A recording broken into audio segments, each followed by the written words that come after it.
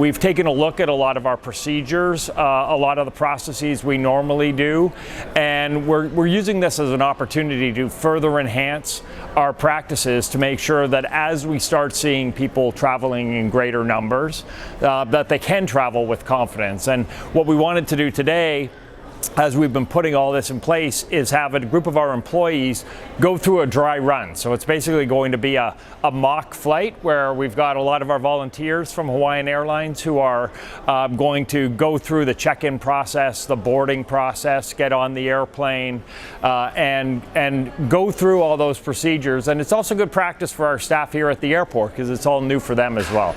If you look around the lobby, you'll see the markings on the floor to keep people as distant as possible while they're in lines.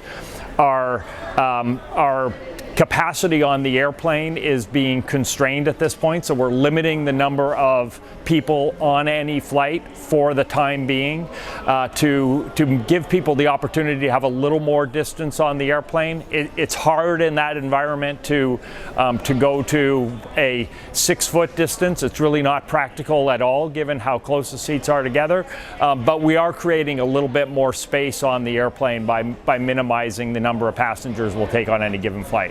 Our boarding process has been adjusted to provide you with proper social distancing. We will be boarding the main cabin from the rear of the aircraft. You must remain seated until your roll is called. As a reminder, we require our guests to wear a face covering throughout their travel journey.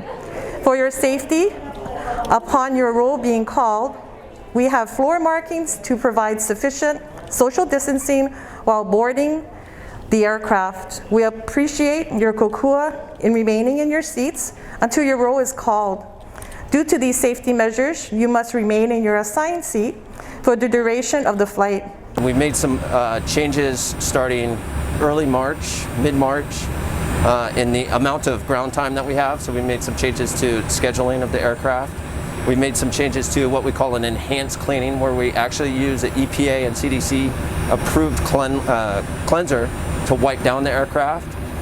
And then the approach for the cleanliness of the aircraft really follows a layered approach, meaning that not only do we do an enhanced cleaning, but we also do electrostatic spraying for our 717 fleet and our flights originating out of Honolulu for our A330 fleet. What that is, it's an ionized particle that is sprayed and then also can get into many different soft surfaces as well as the hard surfaces, all the bulkhead areas, any place we may have missed if we were wiping down, and it allows us to cover a large area and a larger portion of the fleet.